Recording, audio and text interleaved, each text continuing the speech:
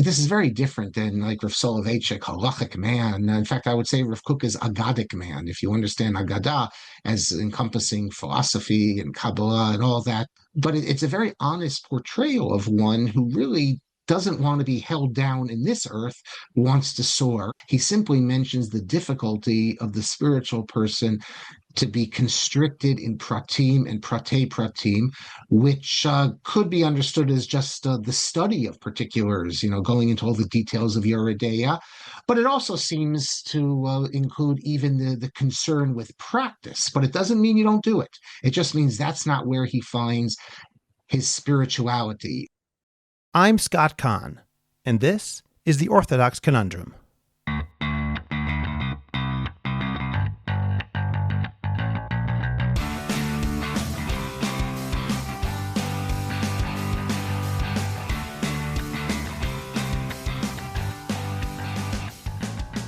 This is the Orthodox Conundrum on JewishCoffeehouse.com.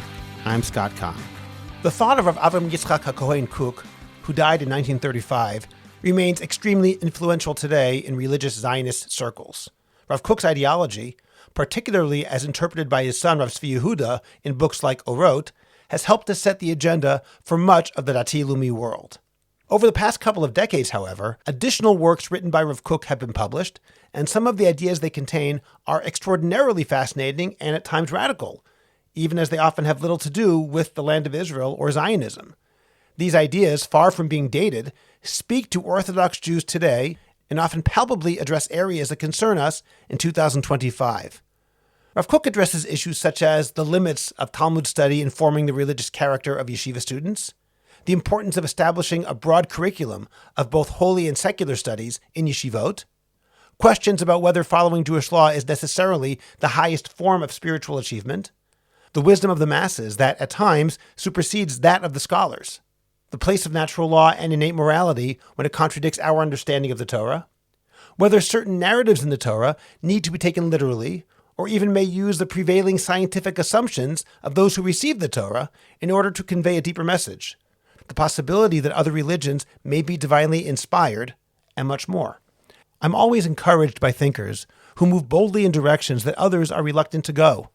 The combination of absolute commitment to God, Torah, and the Jewish people, alongside heroic courage and honesty, is both indispensable and atypical.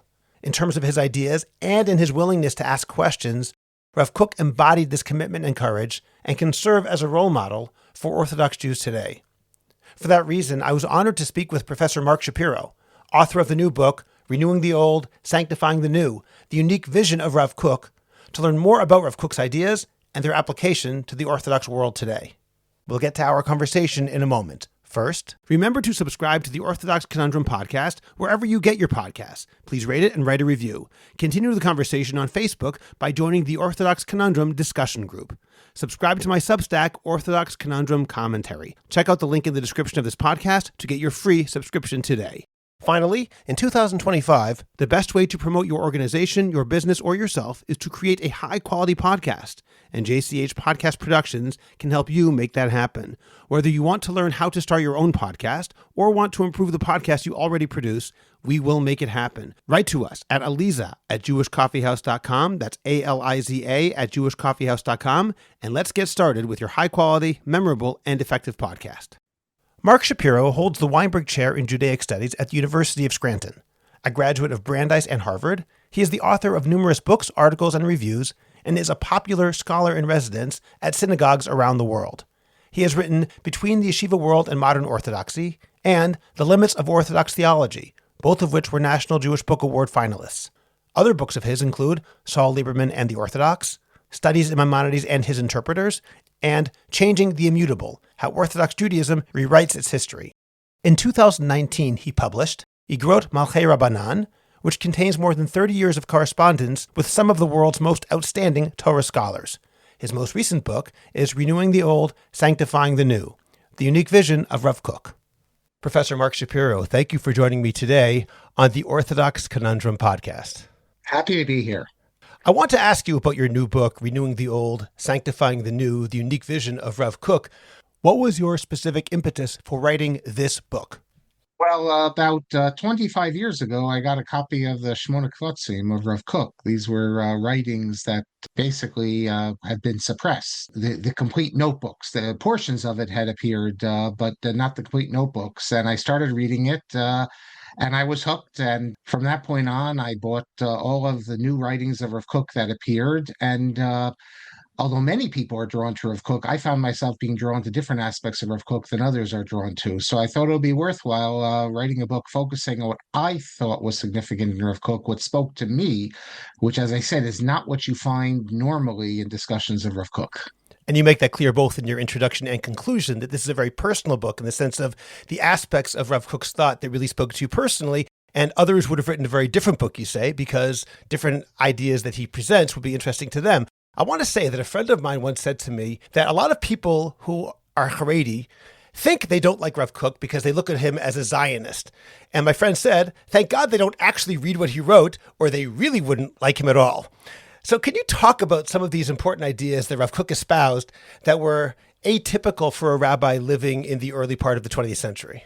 Well, first, it's interesting that you say that because I spoke on the new book a few weeks ago in London, and a Hasidic rabbi was in attendance, and he came up to me afterwards and says, now he understands why the Haredim don't like Rav Kook.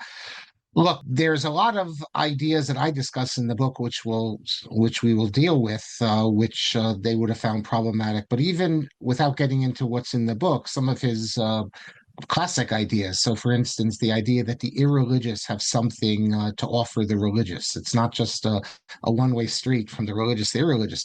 The irreligious, for instance, are the ones who understood it was time to re-enter history, as it were, who understood the need to strengthen our bodies because to become a complete people again, we need that. The idea that we were defective for all these years in the diaspora, and that's related to Zionism, but it's more fundamental. It's the idea that the Jews' real place is the land of Israel, and without it, you're not a complete Jew.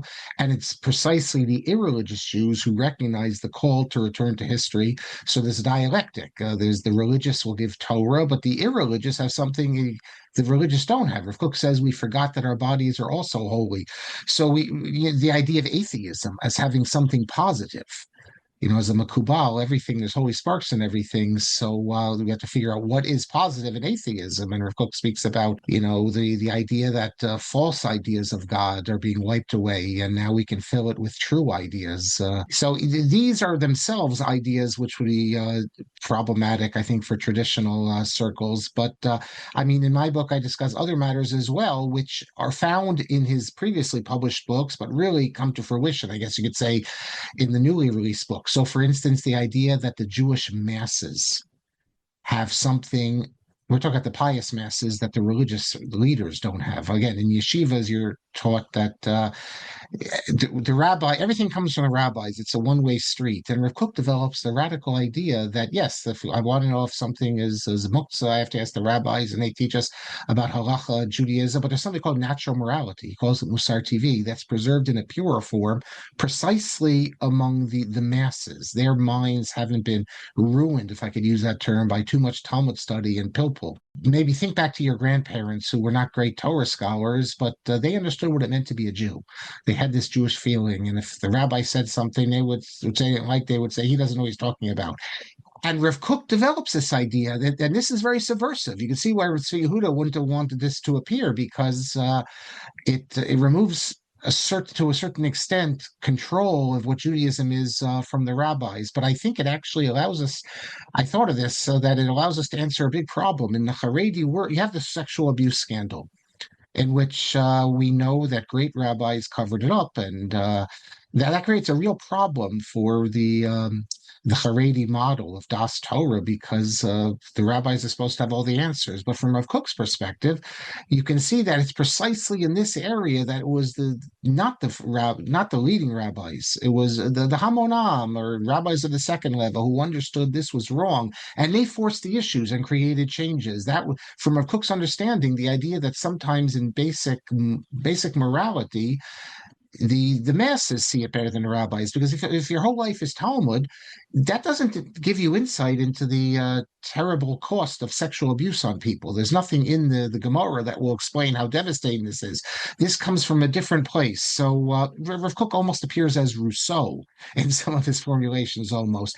But, we can point to things. Look in the Gemara. The Gemara says if you don't know what to do, go out to Pukhazi and ask the masses. Why do we go out and ask the masses? Ask the rabbis. Kol Hamon ke Kol Shaddai is an expression. In Einon Nevi'im b'nei Nevi'im heim. You see already the sages give a pride of place at certain times to the Hamon Am, the religious Hamon Am. Obviously, the religious Hamon Am.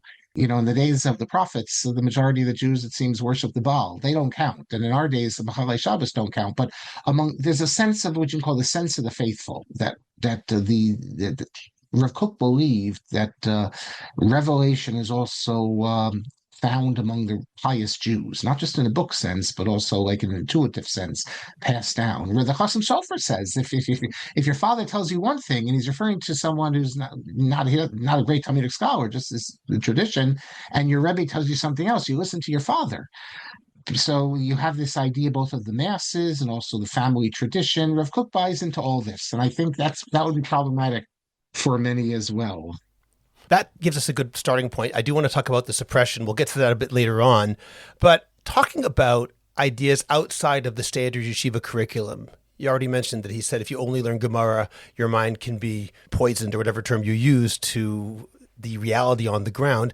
But Rav Kook believed not just in learning other aspects of Limudei Kodesh, but also secular studies. What are some of the things that Rav Kook wanted to do to the classic curriculum that Jews had been studying for many years?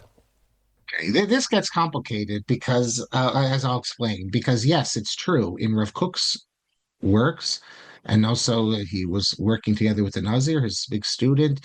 They imagined a much widened curriculum in which everything from Parshanut to halachic midrash to Jewish philosophy, all the great thinkers, a complete revision of the curriculum. And Rav Kook thought this was important both for its own sake, but also for practical reasons, that there are some people, he writes, who are not drawn to traditional areas of Talmud study and halacha, and we need to give them an outlet. In fact, he says that he sees as one of the big reasons why people reject the Torah Judaism is because people are drawn to traditional sources, traditional Jewish sources, but not part of the Talmud halacha curriculum. And since they're told that this is not acceptable, like can you imagine 19th century Lithuania to sit and want to focus on Tanakh? People don't realize today what a revolution it is in the religious Zionist world. You have experts in Tanakh. In traditional circles, there wasn't such thing as an expert in Tanakh. There was a Talmud Chacham.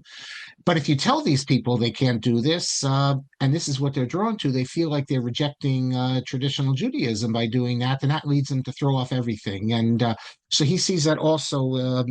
He also points out that in halachic matters, if you don't have all the knowledge at your disposal, you're going to be led to be machmir, stringent, because you don't have enough knowledge to be lenient. He says, it's the same thing in matters of Jewish thought. You have many great Talmud scholars, but they don't know about the history of Jewish thought. So they present a very narrow view of what's considered the acceptable approach in understanding Jewish ideas. And if people do not fall into those, they can't accept these limited boundaries, then their attitude will be, well, the rabbis think my views are heretical, then I might as well throw off everything, Shabbos, kashrut, etc. When Rav Kook points out that this is a mistake, because often the rabbis who have these limited boundaries, they don't recognize that there's much broader room. Now, Rav Kook doesn't say what he's referring to, but I think it's obvious, like evolution. Rav Kook spoke about evolution. Rather than telling people if you accept evolution, you're out of traditional Judaism, he shows how evolution could be read in accord with Torah. So he sees this limited approach as actually pushing people out of traditional Judaism. Before we get to secular studies, does that mean that he saw this as a b'diavad, as something which is only necessary because people are going to leave? Or did he see this, if he had a blank slate and could create a new curriculum, even for people who are happy with Gemara, that we have to expand it as well? No, because he said he says that really the real great Talmidei Chachamim, they're called to have a vast knowledge in all areas. But then he also mentions, as a practical matter, the negative results of this limited curriculum. But it's certainly lechatchila. And he himself writes about how his soul needs to soar and he can't be put into confines like that. And we're speaking now about a widened Torah curriculum, secular studies as well. He speaks about in the area of preceding the time of the Mashiach, that the world will be corrected by the spread of secular knowledge. He says that the Torah scholars will themselves be advocates of this, and they will strengthen faith through secular studies. He even says that sometimes people who oppose secular studies they oppose all knowledge, including Torah, and this is how it's expressed. So he writes very eloquently about how secular studies are valuable, and God wants us to know all this. The big problem, however, is that Rav Kook established the yeshiva, Merkas Harav. And not only did he not institute all these secular studies in it, but even with regard to the broadened Torah curriculum, he never instituted it. So how are we to explain that on the one hand, in theory, he speaks about the broadened curriculum, both in Torah matters and in secular matters, but in his private life, with his children, let's say, and co-students, and in his yeshiva, which was designed to at least in theory, to have a new approach to Torah study, everything pretty much kept to the traditional approach, and he didn't institute this. How do you explain this? Well, it's a big question. By the way, Rav Kook also wrote about the positive aspects of academic Jewish studies, what in those days was called Chochmas Yisrael, and yet he never instituted that as well. So again, it's a big problem. Ari Shvat, he's a great scholar on Rav Kook. He deals with the matter of academic Jewish studies, but I think his insights are applicable to all the areas we dealt with. And his argument, which is convincing to me, is basically that when Rav Kook decided to move from theory to practice, he saw that it wasn't so simple, and that there are more important things, especially in Eretz Yisrael. Much of his ideas about broadening the curriculum and secular studies or Chutz La'aretz, he saw that the most important thing would be to focus on the study of Tanakh and Emunah, what we call hashkafa. And that's what he put the stress on. However, when it came to special students of his, who he thought their horizons could be enlarged and it would be valuable for them, he did advocate this widened study. But in terms of a general approach, it seems that he abandoned it in practice, not in theory. And in his own yeshiva, at most, you had more of a stress on Tanakh and on Emunah, which is not philosophy. It's not looking at the Rambam. It's maybe reading Ramchal, things like that, but it's not dealing in a serious matter with Jewish philosophical questions.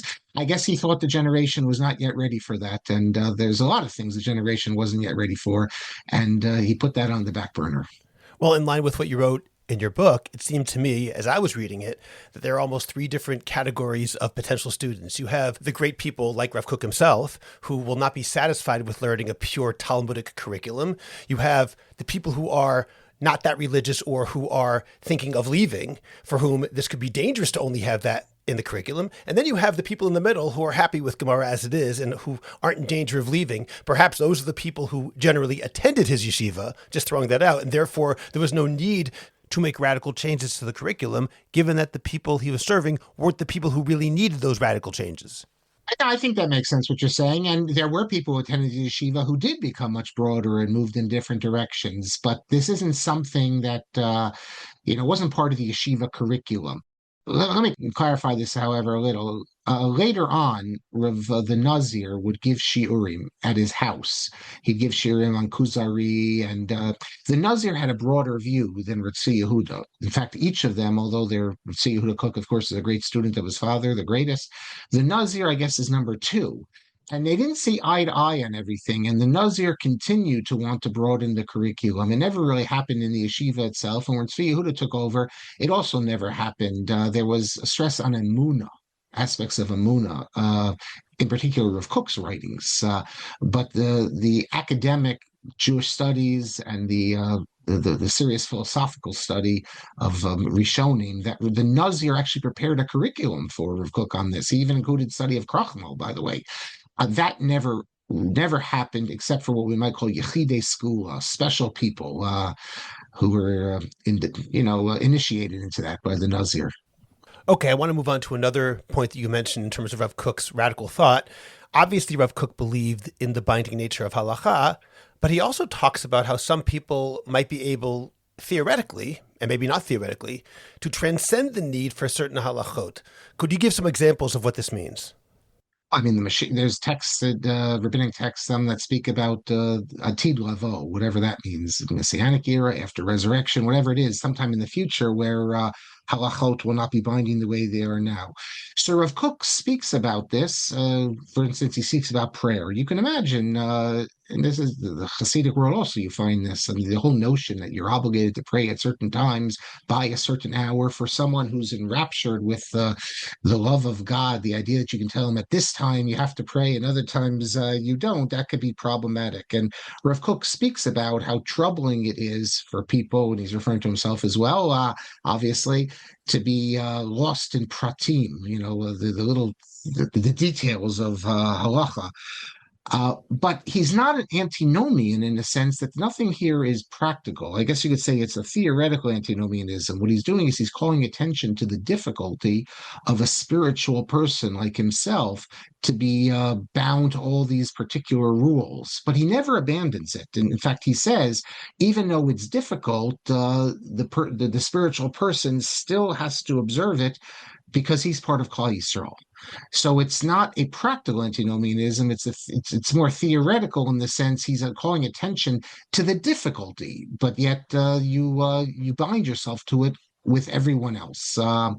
This is very different than like Rav Soloveitchik, halachic man. In fact, I would say Rav Kook is agadic man, if you understand Agadah as encompassing philosophy and Kabbalah and all that. But it's a very honest portrayal of one who really doesn't want to be held down in this earth, wants to soar. And you have themes like this in Kabbalistic literature and Hasidic literature of the tzaddik, is the tzaddik.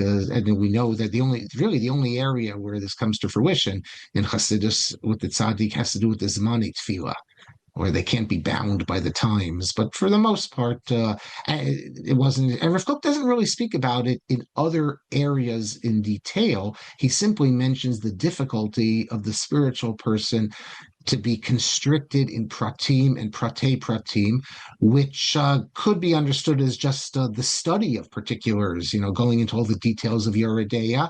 But it also seems to include even the concern with practice. But it doesn't mean you don't do it. It just means that's not where he finds his spirituality in there. Look, at the end of the day, this is something which would also be problematic for many, is Rav Kook is a great posek. There's no question about it, one of the leading poskim. But if you read him, you see that's not where his heart was. He has to do that because he's a Rav. He even says he's good at it, but that's not where he wants to be. He wants to be in what he sees as a higher area, Kabbalah, understanding God, spirituality.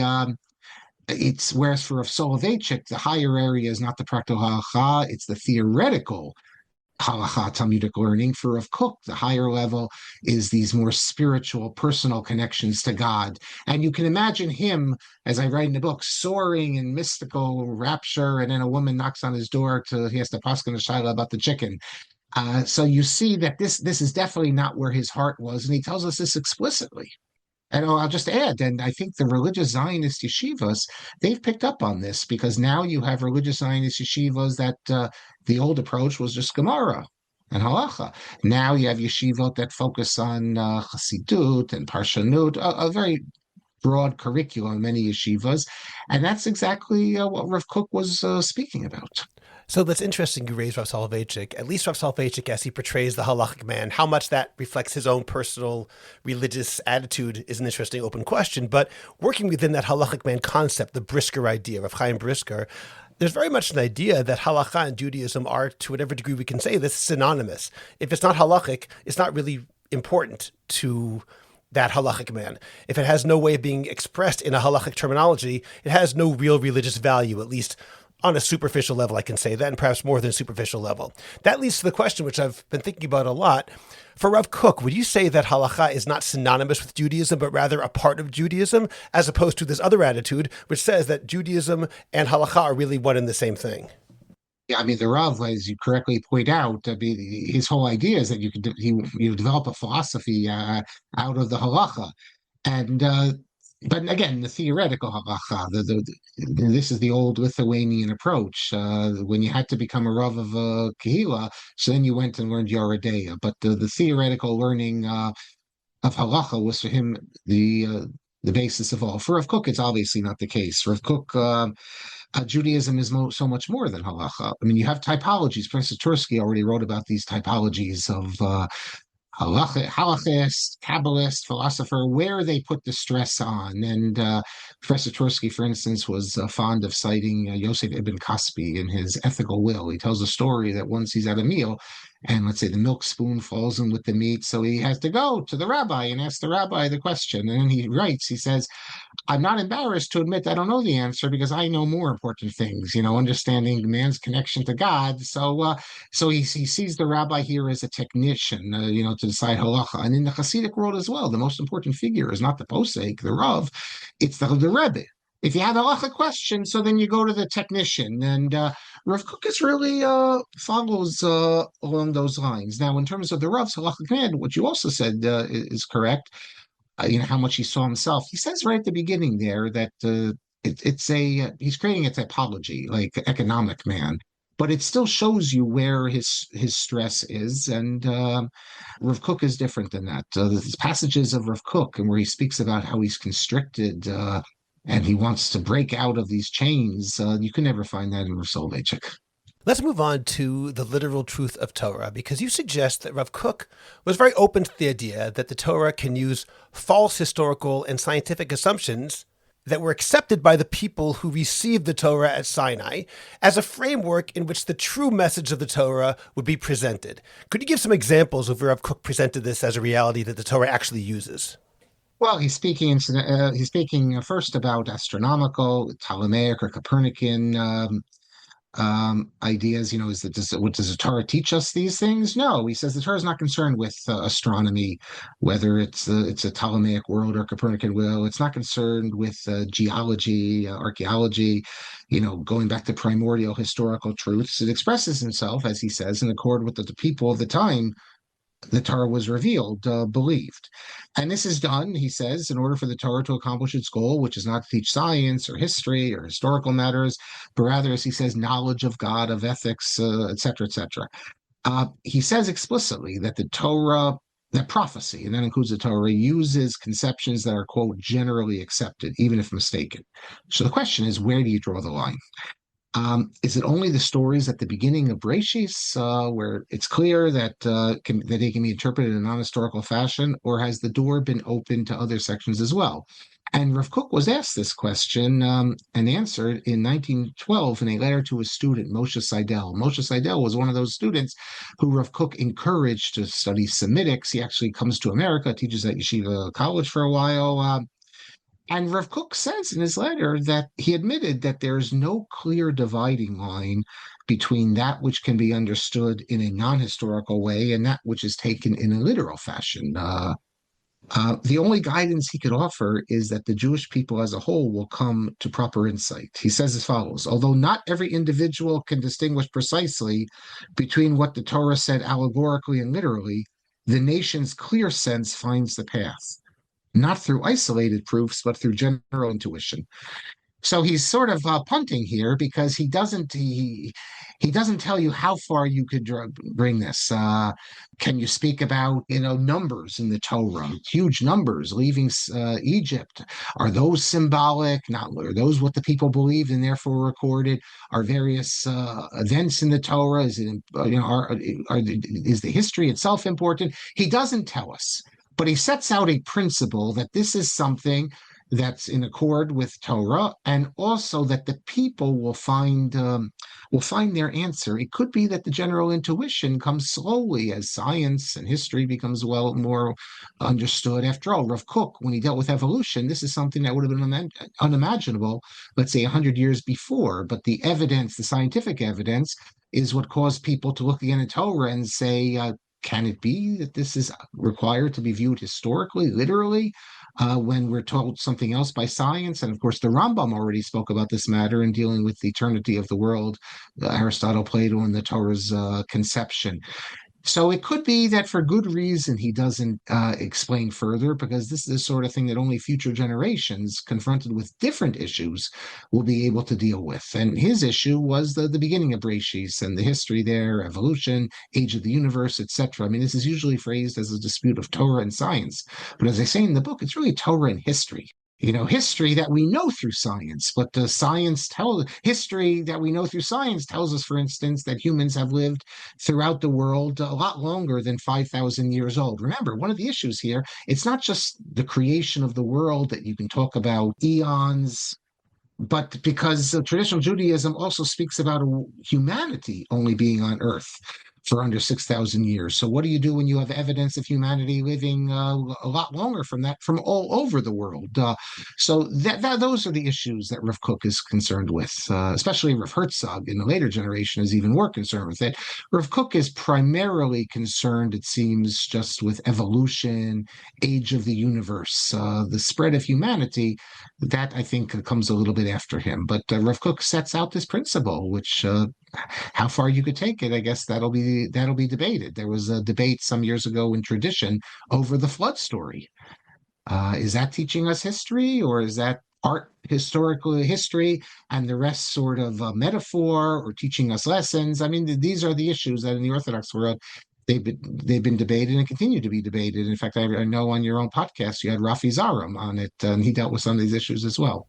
Yeah, that's right. And in fact, I know that our mutual teacher, Professor Marvin Fox, wrote an article where he talks about the Ramban at the beginning of Bereshit saying things here are not literal. And I know that a big question is, what was the Ramban referring to? Was he talking only about the first stories in Bereshit or also Parshat Noach? The question is, how far do you extend the Ramban to? These are questions that go back to the Rishonim, not just for Rav Kook. Yeah, I mean, you have the Tower of Babel. I mean, sometimes people like to say the first 11 chapters are different than the ones after, then you really enter history. Rav Kook doesn't say that, but that's an interesting approach. And these were the things that Rav Herzog was dealing with. Yeah.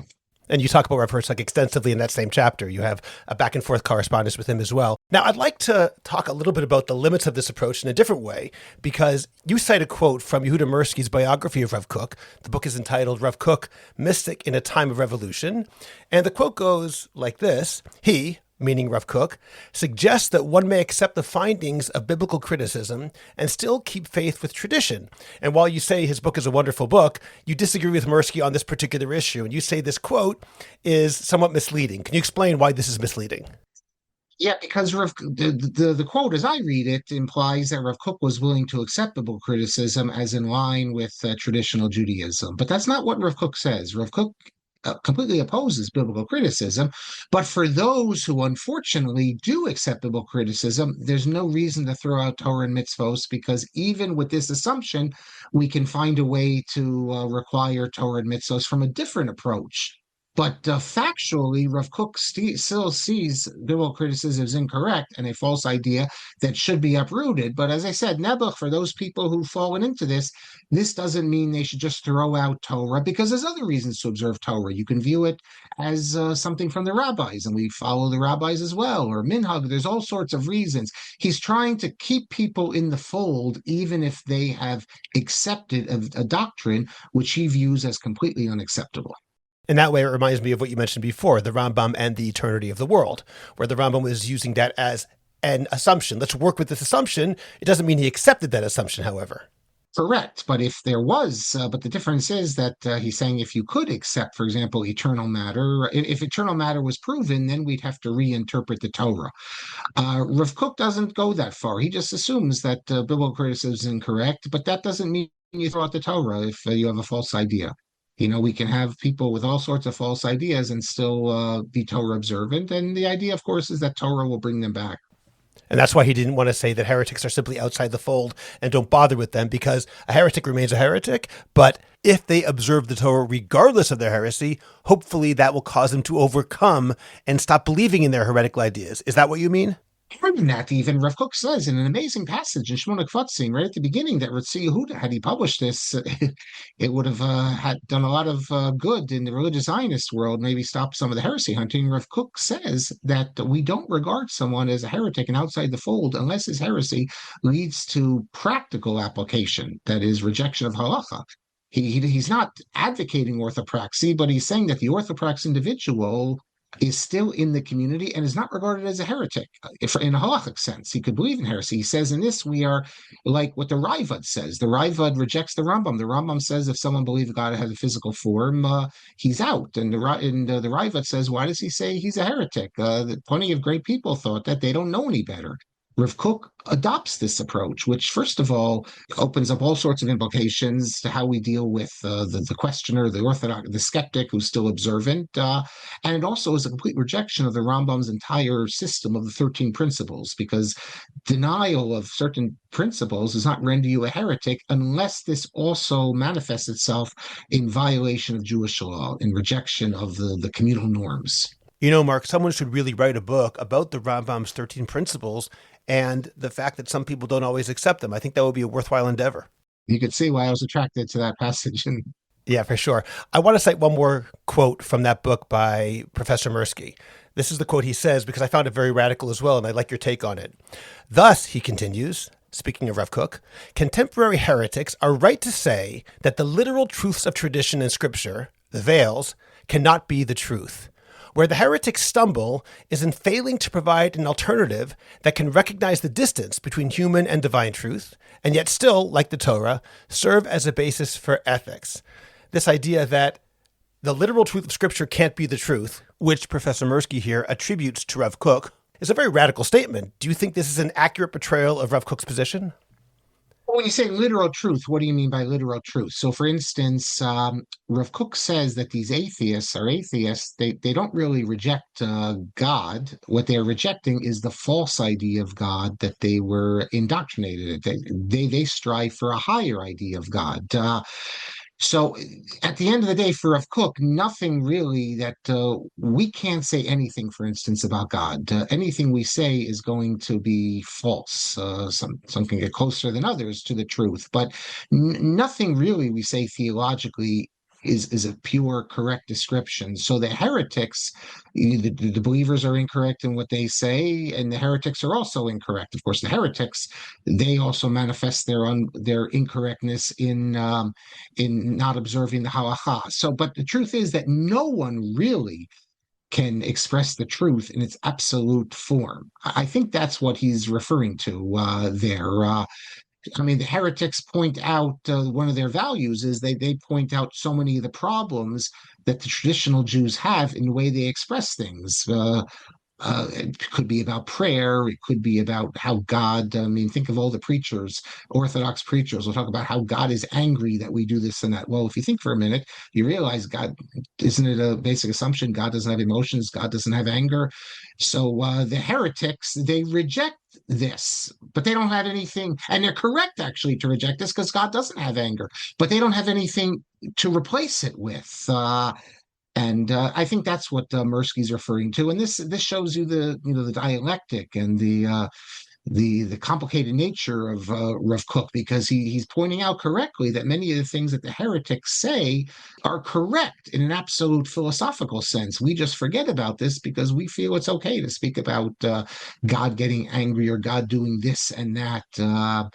And the heretics deny all of this. So in a sense, they have that's the holy spark in what they're doing, and they're calling us to a more refined view of God. Okay, let's move forward into the idea of natural law, the idea of natural morality, and how it relates to halakha. So how did Rav Kook relate to that idea of natural law, which you already said on some level? He says people have this inherently in them. What was his feeling about that? And in particular, what would he suggest people do when halakha and natural morality are in conflict? And there are examples where he acknowledges that they're in conflict. Look, at the end of the day, halacha needs to be followed, but it's not so simple as that, because we also have natural morality. He calls it Musar TV, and it's clear for him that is something intuitive among the religious Jews, something you sense it's a different sort of revelation. Now, this can become a radical idea. Well, it already is a radical idea. So, for instance, Tamar Ross, she develops the whole idea that Orthodox feminism is an example of this unfolding revelation. Now we recognize women as a different sort of person than we used to, and therefore this calls upon us for all sorts of changes. And she sees that as an example of what Rav Kook is speaking about. But that's an extrapolation. We have enough if we just look at what Rav Kook himself says. And Rav Kook says that the job of the Sanhedrin can actualize new moral and religious insights that have become apparent. Now, what's important is that these insights, this intuition, is not something we get from secular society. It isn't that we have halacha and then we're influenced by the broader world and then we want to update halacha. There's no evolution of halacha. His student Moshe Seidel mistakenly understood Rav Kook to be speaking about evolution of halacha, maybe along the lines of the conservative movement, and he wrote to Rav Kook, and Rav Kook is very upset. He says there's no evolution here. What it is a revealing of that which is latent or was latent in the Torah, which only now, because of historical circumstances, can be revealed. Rav Kook sees us as moving to a higher state. Normally we think of moving down. But as you come close to the Messianic era, especially from a Kabbalistic perspective, more holy sparks are released. In certain areas, we're moving higher, closer. So, for instance, the fact is that people used to only do the good or abstain from the bad because they were afraid that they'd be punished by God, or they thought they'd get a reward. Now, Rav Kook, he sees people who are atheists, who reject everything, and yet they're sacrificing themselves for social justice, for the good. That's a very high level. They're not doing it because of any expectation of reward or punishment. So once you understand that over time certain insights can be revealed, then you're going to have issues that appear to be in conflict with halacha. And that's where the Sanhedrin comes in, because the Sanhedrin is able to actualize these moral insights by takanot, by creating a new law through the use of drashot. This isn't conservative or reform. This is in the Rambam. That halachas that were derived from the sages by means of drashot, psukim, a later Sanhedrin, even if it's not as great, can change that. And he gives some examples. So, for instance, there's a halacha category called Mechemes Rishus, that the king can decide. Of course, he has to get agreement, the Sanhedrin, but he can decide to go to war. Now, to expand his territory.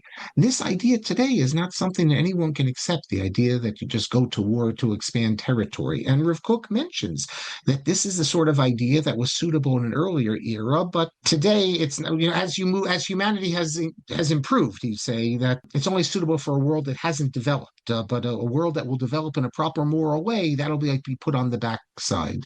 So same thing with slavery. He says that this was well, it's interesting because in his letters, it'll make us very uncomfortable. He has a different view of slavery, that certain people are destined to be slaves. But in his other writings, he says that slavery is for an era that hasn't yet developed properly. He speaks about the idea of Yifat Torah the same way. So Rav Kook acknowledges that Torah truth can be revealed over time, and this then will lead the Sanhedrin to a different understanding. Sacrifices. He sees us as moving to an era when there will not be animal sacrifices, and that'll be because we'll be more sensitive to life. We won't even be able to take any life, animal or human. What then to do with explicit psukim in the Torah that require us to do sacrifices? So that's the job of the Sanhedrin.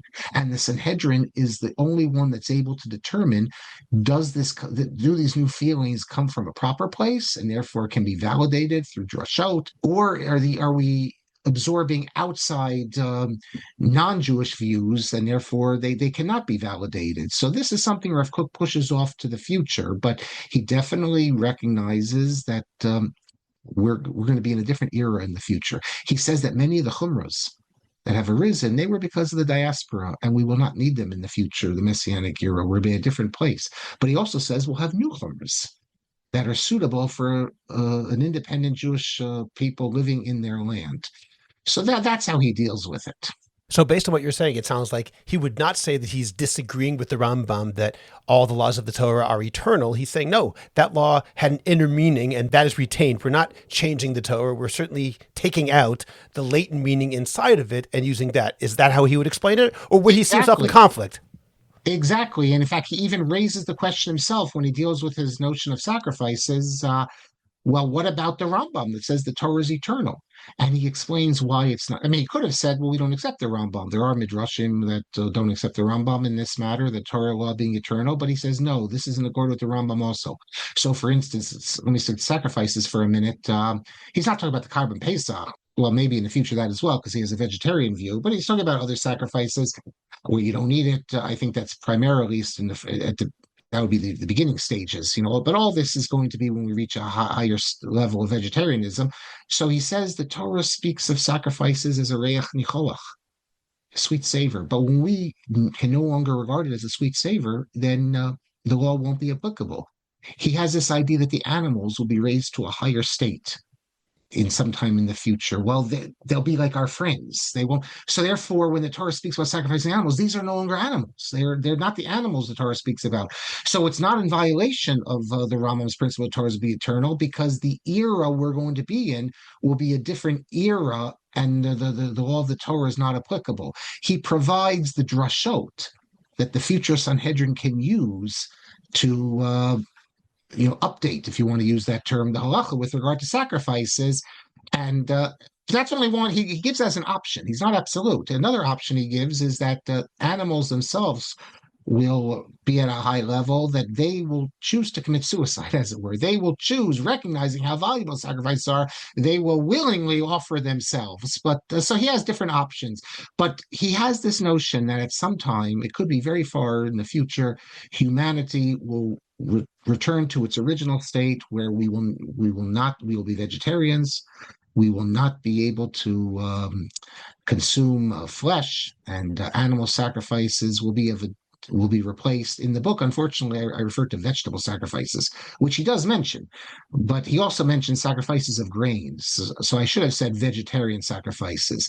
Now, on the one hand, he's very firm that there will be sacrifices in the future, but in other writings, he speaks about a future of only vegetarian sacrifices. So it seems, and this is Rav Goren argues, others, that he's speaking of two eras. Original, when we first have return to sacrifices, of course, it'll be the old system. But over time, slowly, we will reach a stage where we will move beyond that. And the Torah only intended it for a certain time period, not for when we reach that high level of, imagine the level that Adam HaRishon was at, or something like that. Well, what about in the absence of a Sanhedrin? Meaning, let's say someone has a conflict between their own sense of morality and a halacha that's currently in the Torah. Without a Sanhedrin now to talk about the latent meaning within the Torah, would he say there's anything that person can do, or that person simply has to follow the halacha and put his concerns aside? There doesn't seem to be any mechanism. On one hand, Rav Kook says that a fear of heaven, a true fear of heaven, is not going to be create these moral problems, but that's just a nice thing to say. But you can, in reality, there could be examples. And by the way, this doesn't mean that you just decide based on our own views to get rid of the law of Mamzerus or things like that. It doesn't work like that. Rav Kook doesn't tell us exactly how far to take these matters, but it's not that we can decide we're going to get rid of it. So without a Sanhedrin as a guard, who's to determine that our feelings, even though there are moral feelings, that they are authentic moral feelings? We're so enmeshed with Western culture that we can't separate what is coming out of Torah and what we're receiving from the outside. So Rav Kook is absolutely clear that this is all for a future Sanhedrin. It's not for anyone in our day to decide based, like David Hartman in his last book decided that his own morality refuses to allow him to accept certain halachot. No, that's not what he's referring to. This is all eschatological for Rav Kook. It's not here and now. It's eschatological in terms of formal changes to halacha. What's not eschatological are matters that are not required, but optional. So, for example, ideas of slavery and war and things like that, that we can get a sense of. Basically, he's saying that some things in the Torah are Torah tolerated, but not ideals, and we can move beyond that. But in terms of actually changing required laws, that you need a Sanhedrin, not just from a formal standpoint, like the Rambam tells you, but also because they're the guard to ensure that we're not led astray. Everyone's going to decide what to them is a Torah true value that needs to move the halacha in a different direction. That's not traditional Judaism. Very interesting. I'd like to move on to the idea of other religions and their transmission of actual truth. So to what degree do Rav Kook accept that there is truth in other religions? And let me ask as a follow-up already, what's the limit to that kind of thinking? Okay, now Rav Kook wrote a book, a guide of the perplexed. It's called Linevuche Hador, which he wrote when he was in Chutz La'aretz, and it was never published. Even though after he passed away, when they created a vad to publish Rav Kook's writings, they included this as one of the things to be published. It never was published. And in 2010, I think it appeared mysteriously on the internet. No one knows how it got on there in a typed form. And 4 years later, Rav Shachar Rahmani published it with a nice introduction and notes. And this book, which is currently being translated to English by Rabbi Aryeh Sklar. He's my student from my yeshiva. So, and I thanked him in my book because he allowed me access to his translation for some of the passages. I only found out right before the book was going to appear that he was working on a translation. You have a number of radical things in this book, and you can understand why it wasn't published. In fact, Eitam Henkin, I can't remember now if he told me this or if he wrote it somewhere, he thinks it's because of what Rav Kook says about other religions. That's why it wasn't published. I'm not sure because they could have published it and left that out. But Rav Kook says some provocative ideas that he doesn't repeat elsewhere. If you look in his other writings, everything he says about other religions is fairly traditional.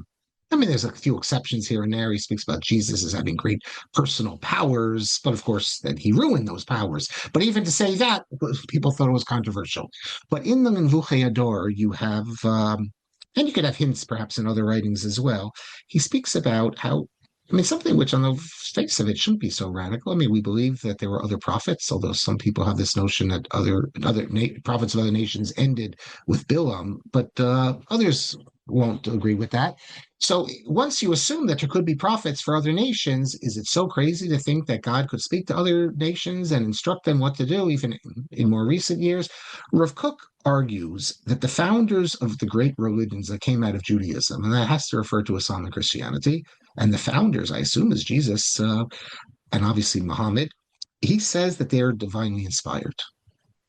What does it mean, divinely inspired? It doesn't mean that God gave them a revelation like the Quran or the New Testament to the later Christian leaders. It means that God inspired them to lead a revolution, to do something good for the non-Jewish world that they were a part of. Yaakov Emden says something very similar.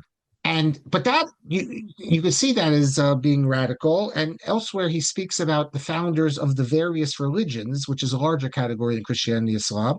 He's having Ruach HaKodesh. Again, what's Ruach HaKodesh? And he's talking about religions untainted by idolatry. So I think he's viewing the religions of the world, even the idolatrous religions, at the beginning of not having yet fallen into idolatry. So Rav Kook sees God as guiding humanity in different ways, and that's not our concern. We have our relation. For Rav Kook, Judaism is obviously the highest level, but it shouldn't bother us, and we should leave it open as a possibility that God also inspired Muhammad to lead the Arabs and then other people, not Arabs, to a system of morality, or to lead the Christians or the Hindus or anything like that. Yes, the religion then went off in directions which was inappropriate. Rav Kook says they denied the supremacy of Israel and of the Torah and all that. But at least the idea is that nothing happens if it's not hashgacha pratis.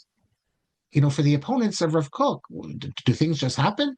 The Rambam himself at the end of the Mishnah Torah speaks about these other religions as being hashgacha pratis. Rav Kook, though, he doesn't just speak about God somehow guiding it. He speaks about these having these as special individuals. In a traditional, conception, you can only say negative things about the founders of other religions. Rav Kook says, on the contrary, he speaks about the positive. And then even Jesus, there's something positive, but then he messed it up. And Rav Kook says something amazing. He says that, you have a piece of gold, which is dedicated to idolatry, so we can't have anything to do with it. We have to degrade it. But if it's melted down and then turned into just a nice, another piece of gold, we can admire it. He says the same thing about Jesus. As long as he's an avodah zarah for the non-Jews, we can't say anything positive about him. But if they reject him as an avodah zarah and then just look to him as a teacher, then we can look and say, maybe he said some good things. After all, he came from the Jewish world. I'm sure there's some good things there. So Rav Kook is willing to acknowledge divine inspiration, even prophecy, perhaps he mentions, of non-Jewish religious figures. And he goes even further. He says, even miracles. Even miracles they could have done. Again, this doesn't affect us. We're the highest level of religion. That's what he believes, Judaism. But if God chose to be in contact with other figures for their communities and even gave them the ability to do certain wonders to inspire those people to live lives of spirituality and godliness, that's not something we should reject. It doesn't concern us. It could be true, it could not be true, but it's not our concern, and we don't need to reject that out of hand.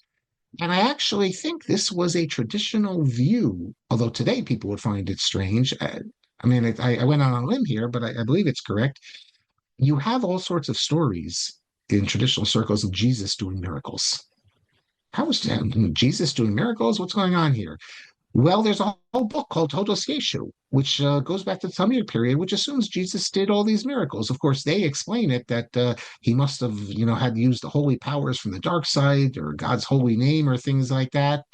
But we see that they actually believed, at least some of them, that he did it. And in the book, I say, this is based on the idea that if enough people claim to have seen something, maybe like a Kuzari type of argument, it has to be true. In the medieval period, Jews believed, we have writings of rabbis, that Christian saints could do wonders. But of course, it's all because they knew magic or things like that. Rav Kook comes from a different perspective, and that non-Jewish leaders could also be inspired spiritually. It doesn't affect us at all. Don't we want God to reach out to the world in all these areas and to lead people to a proper understanding of divine truth? So that's what he says. It's I think when you explain it the way I did, it loses some of its radical nature. But reading it for the first time, you're shocked because we don't have sources like this in our tradition. When Rabbi Jonathan Sacks said very similar things, the outcry was such, the declarations that what he's saying is real heresy, he was forced to withdraw the book that he wrote these matters in. He said, for instance, that God doesn't just speak to Jews. God spoke to Hindus, God spoke to Muslims, God spoke to Christians. He had to take all that out, and what's left afterwards is simply that non-Jews have the Noahide Code. That's it. That's very different than the first edition. And Rabbi Sacks would have been very happy to know that much of what he independently was feeling was anticipated by Rav Kook. So when I said this not long ago in a talk, someone said to me, but the same people who attacked Rabbi Sacks would also have attacked Rav Kook in the exact same way for what he said. But still, at least for Rabbi Sacks, it would have been good to hear that. And maybe he would have been able to cite Rav Kook and not felt the need to withdraw in such a almost humiliating way what he wrote and said, okay, I apologize, I was wrong to say it. Well, I think what Rabbi Sacks said regarding his book, The Dignity of Difference, was that he was not retracting, he was clarifying. This is not a retraction, but a clarification.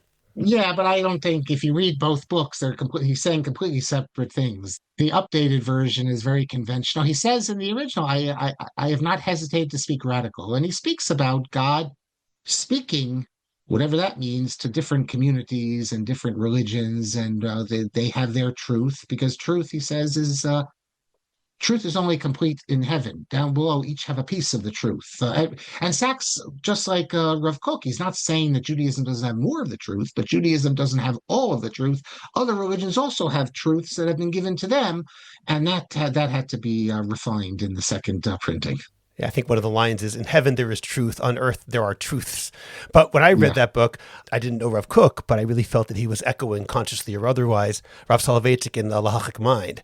In the Halachic Mind, which I feel is Rav Soloveitchik's most radical book, I don't think that many people necessarily know what he really says there. People know about the last chapter, where he says we have to develop Hashkafat Olam out of Halacha. But the way he gets there in the first 3 chapters is pretty radical. And certainly the implication there is that truth is above any given religion. That's at least how I read it. Yeah, but does that mean now that other religions have a piece of the truth? And I don't just mean truth in the sense if a religion teaches you don't murder, well, that's a truth. I'm talking about specific theological truths. That's what Rav Kook is willing to acknowledge, and that's what Rabbi Sacks was acknowledging that there could be specific theological truths for other religions that they have received in however they received it, and that's for them. It doesn't challenge us in any way. That's what Rav Kook says in this Guide of the Perplexed of his, and we can try to reconstruct why he was led to this. What did he learn about the world?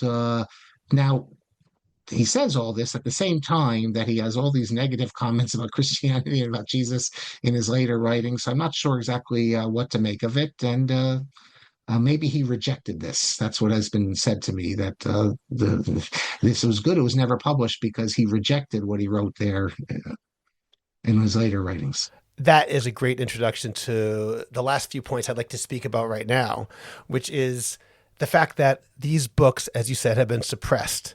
And for many years, our access to Rav Kook's writings were mediated by editors, in particular, as you mentioned, his son, Rav Tzvi Yehuda, and Rav David Cohen, the Nazir. They were the ones who edited his writings. And the editing is, as I understand it, I'm not going to call it radical enough, but strong enough such that they can almost be called, I think, co-authors, because the way they shape his writings and the things they chose to leave in and the things they chose to leave out are quite important.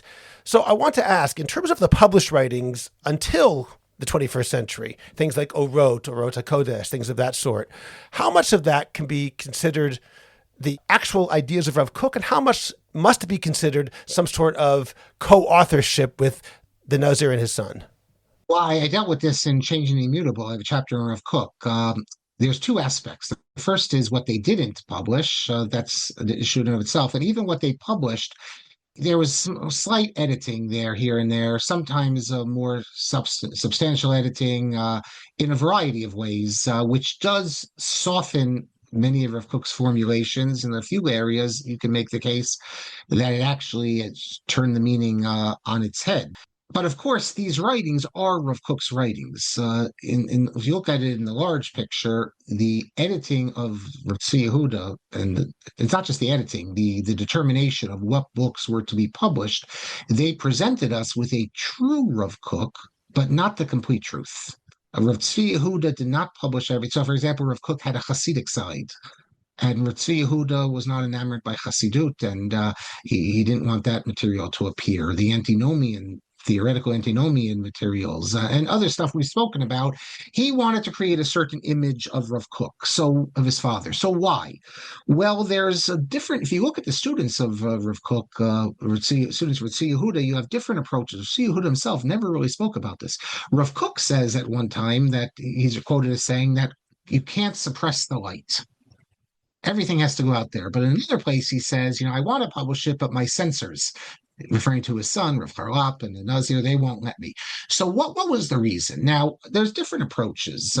One approach, and Rav Tzvi Yehuda says this about aspects dealing with Zionism, and it could be applicable elsewhere, and his students also see this, is that there are two Rav Kooks. There's Rav Kook and Chutz La'aretz, and then when it comes to Eretz Yisrael, the Eretz Yisrael Torah supersedes the diaspora Torah, that his connection to the land of Israel and his experience led to a more particularistic Rav Kook. The sense of universalism, of humanity, which you find in the earlier writings, that has been superseded. Now, others have said, no, it's just that he began to focus more because he's in the land of Israel, but doesn't mean that he rejects anything, that it supersedes it. It's like Torah Rishon, and now you have Torah Sheni. It's not like we're speaking of two Rav Kooks, but by the way, even if we were, Rav Kook and Chutz La'aretz was still a gadol, so it's still important.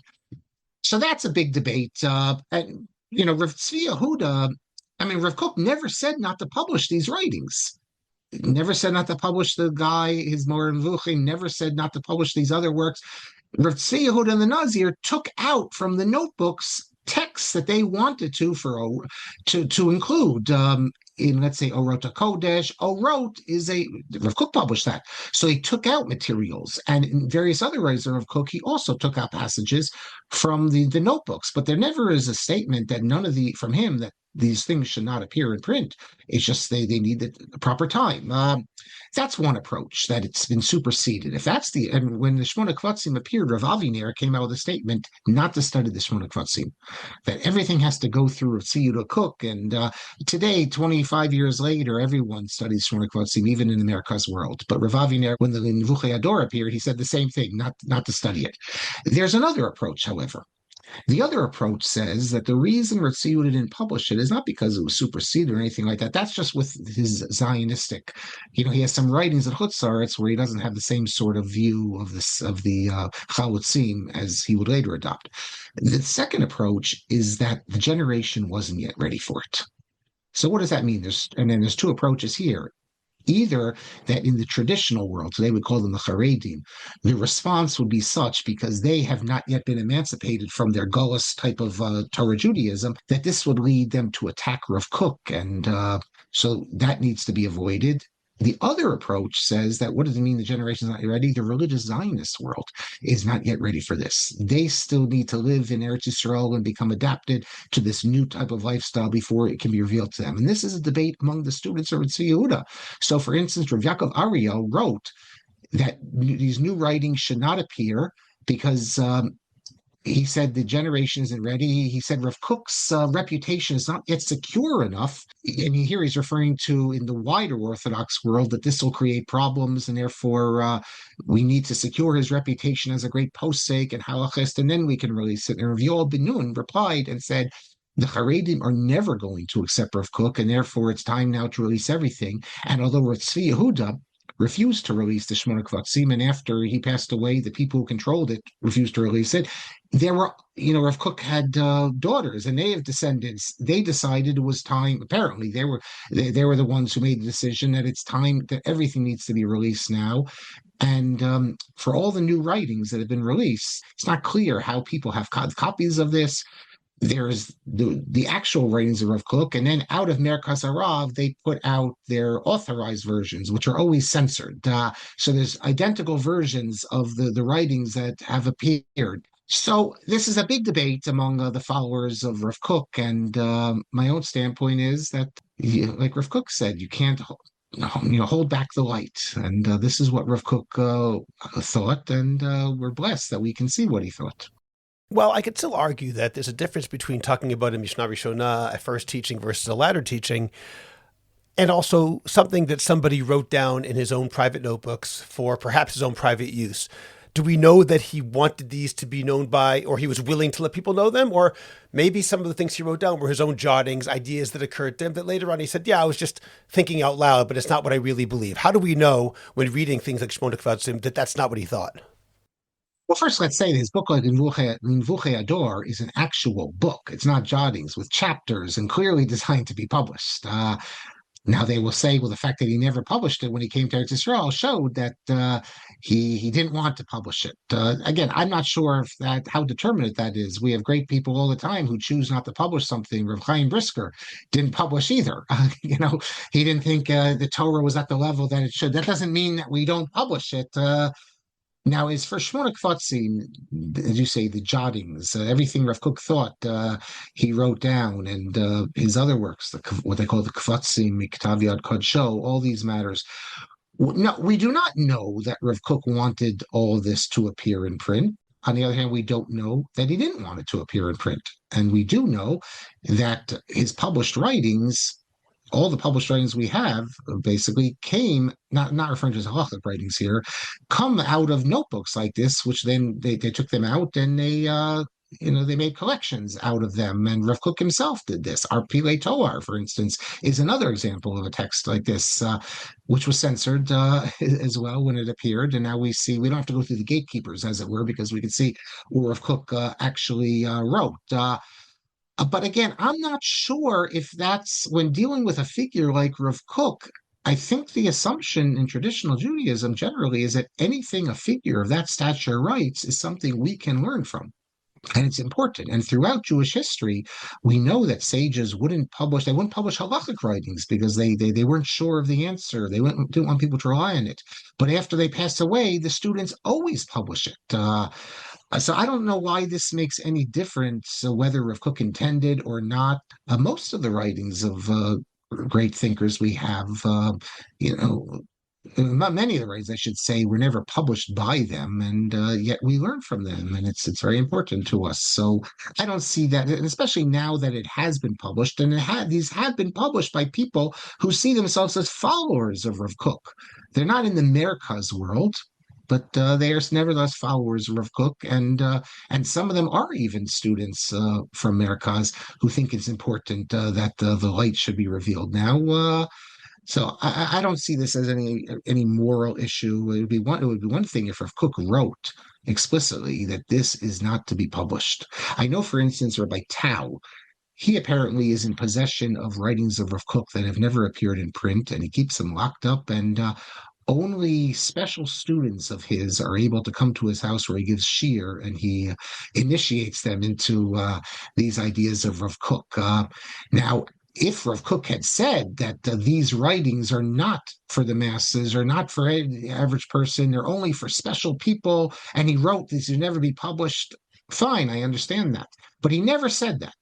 Rav Tao's understanding is going to be obviously very different than others. Right.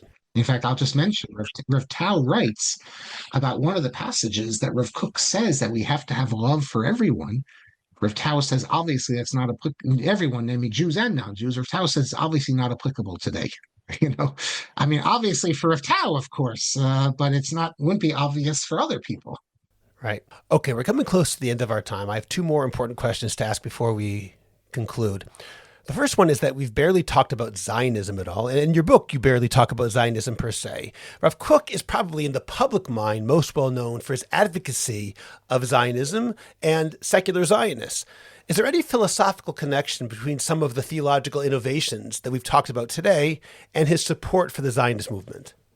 I don't actually see any connection. In fact, much of what I discuss dates from before you can really identify him, before he comes to Eretz Yisrael, before you can really see him as advocating for Zionism the way we think about it. And the fact that really I don't think this is connected to Zionism, I think is important, because it shows that people who are not drawn to Rav Kook's view of Tzionut, they too can find much of value here. But I do think it makes sense that the same person who could reevaluate, he's always reevaluating when he sees what's going on and he sees up close the chalutzim, and he begins to recognize their significance, that he could come up with a new approach and locate them as an important aspect of Judaism's revitalization as we come close to the Messianic era, give them theological significance.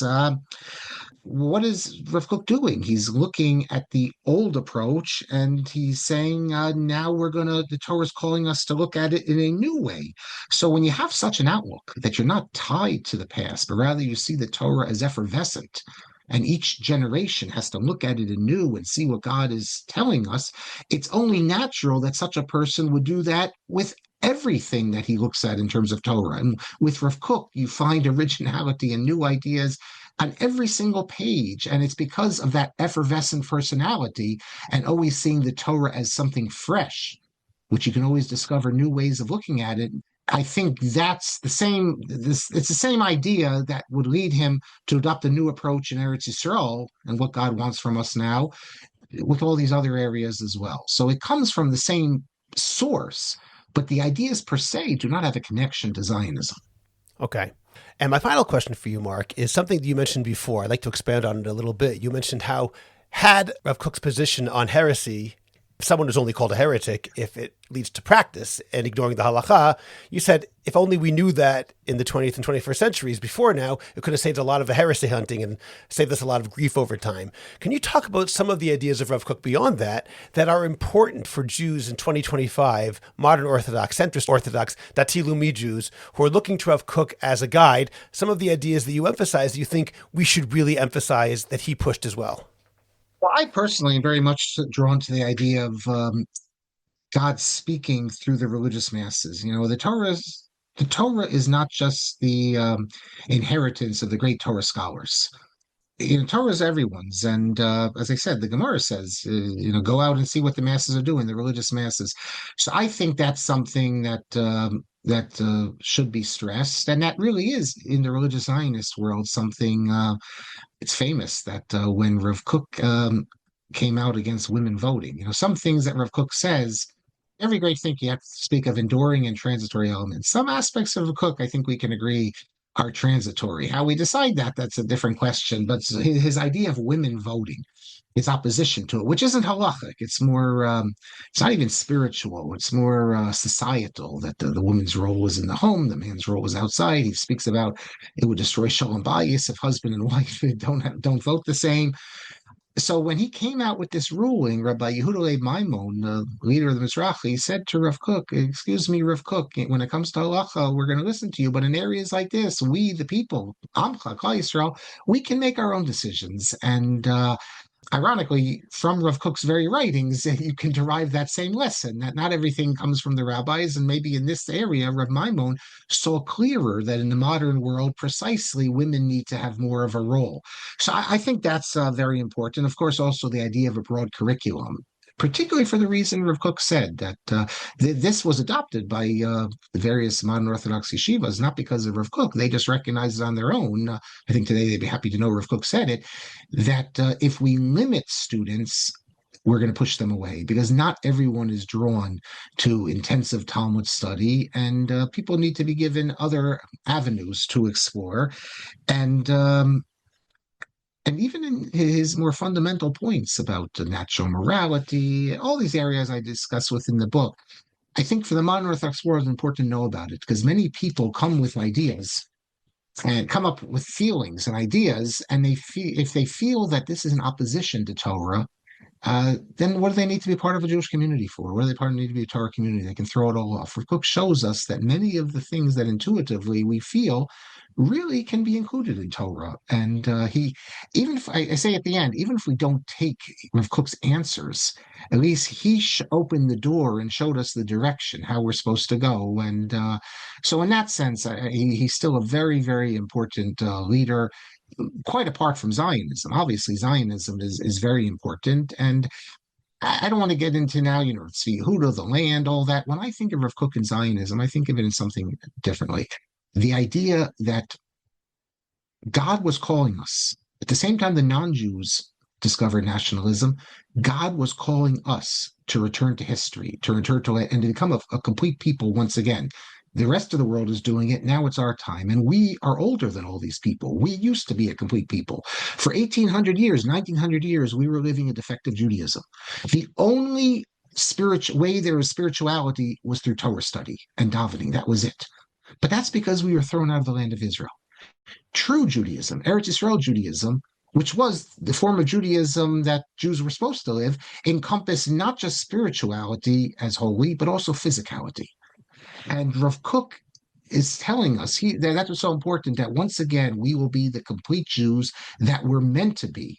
And there was a reason why for 1,800 years we only had spirituality as a way to reflect holiness, but that's not a permanent state.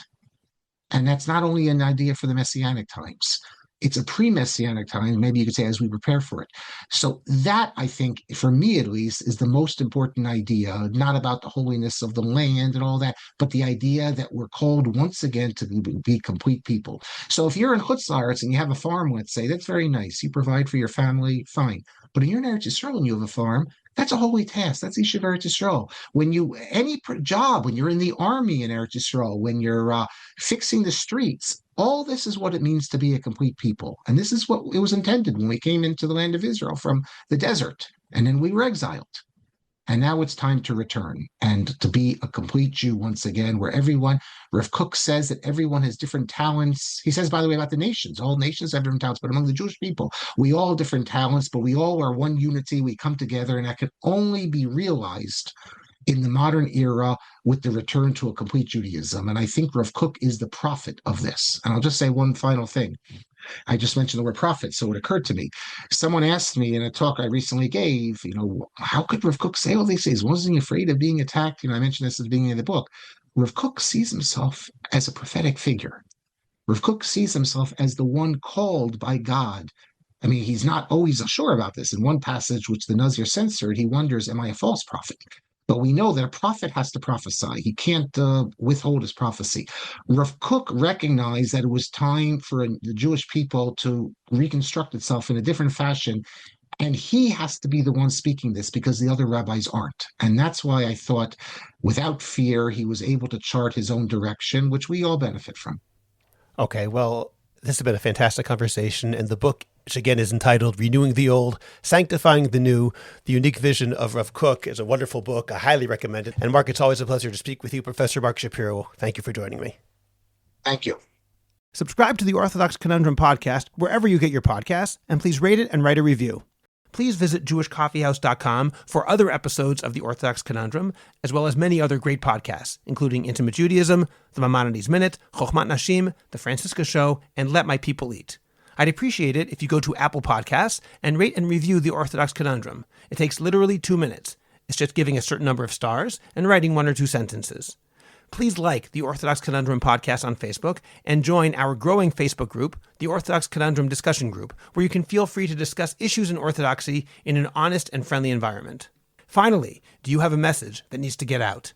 Do you want to promote your business, your organization, or your cause? The best way is by producing a podcast, and Jewish Coffee House can make it happen.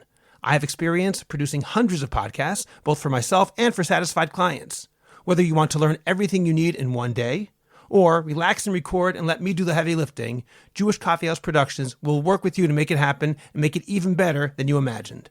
Let me help you today. Write to me at scott@jewishcoffeehouse.com or go to jewishcoffeehouse.com, click on Productions, and sign up for a free consultation. Make your voice heard, promote your cause, sell your product, and engage an audience now. I'm Scott Kahn. This has been the Orthodox Conundrum on jewishcoffeehouse.com.